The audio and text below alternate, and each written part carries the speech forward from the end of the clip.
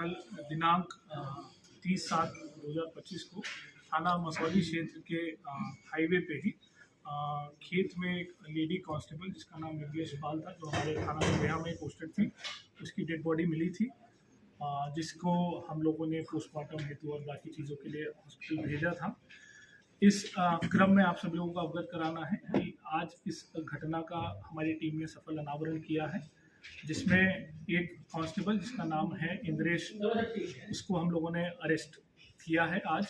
और इसमें जो पूरी पूछताछ हुई है, पूरी जो जानकारी हुई है, उसमें ये घटनाक्रम सामने आया है, जिसमें ये जो दोनों लोग हैं, जो लेडी कांस्टेबल और ये जो जिसने घटना कारित की है इंद्रेश, इन दोनों ने पिछले साल कोर्ट में शादी करी थी। इसमें विमलेश ने पिछले साल इस पे बलात्कार का मुकदमा लिखवाया था। उसके बाद इन दोनों ने कोर्ट मैरिज कर ली थी और वो बलात्कार के मुकदमे में क्लोजर रिपोर्ट लगी थी। लेकिन शादी करने के बावजूद भी ये इसको पत्नी की तरह साथ नहीं रख रहा था, और जो ये लेडी कांस्टेबल थी, इसका ग्रीवांस ये था कि मुझे पत्नी की तरह ही साथ में रखो और प्रॉपर सारा फंक्शन वगैरह हम लोगों का होना चाहिए। इसी को लेके ये परेशान रहता था, क्योंकि ये इसको पत्नी के तौर पे नहीं रखना चाहता था। और इसी क्रम में इसने ये प्लानिंग करी कि इसको कैसे मार दिया जाए, क्योंकि ये यहाँ पहले भी पोस्टेड रहा है।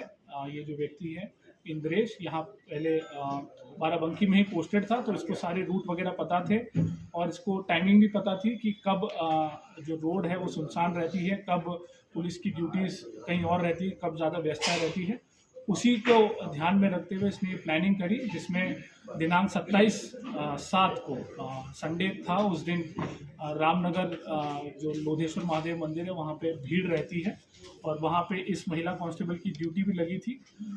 तो इसने पता कर लिया कि वो उसकी ड्यूटी कब लगी है और वो कब जाएगी। उसी का फ़ायदा उठाते हुए ये लखनऊ से अपनी वैगनार गाड़ी से यहाँ आया। इसने मेन रूट का इस्तेमाल नहीं किया, ताकि इसकी गाड़ी का कहीं पे भी डिटेक्शन ना होने पाए। वो जो ऑफ रूट है वहाँ से होते हुए ये मेन हाईवे पे पहुँचा। जब ये महिला वहाँ पे जा रही थी, इसको रास्ते में रोका, इसको बातचीत करने के बहाने से वहाँ पे रोका, 10-15 मिनट इनसे बातचीत करी। और फिर वहाँ खेत में जब जो ये लेडी कांस्टेबल है, इनको टॉयलेट के लिए जाना था, तो ये जैसे ही खेत में नीचे उतरी, ये पीछे से उसको धक्का देके उनका गला दबा दिया, जिससे वो अधमरी स्थिति में हो गई।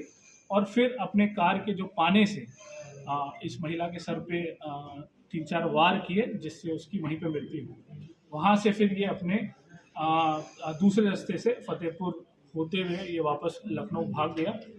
और इसमें इस व्यक्ति पे किसी को भी शक ना हो, इसके लिए इसने लगातार उस रात के बाद से इस महिला के फ़ोन पे वो लगातार मैसेज करता रहा, ताकि वो अलीबाई क्रिएट कर सके कि मुझे भी नहीं पता है कि मेरी पत्नी कहाँ है और मैं खुद उसको लगातार फ़ोन कर रहा हूँ।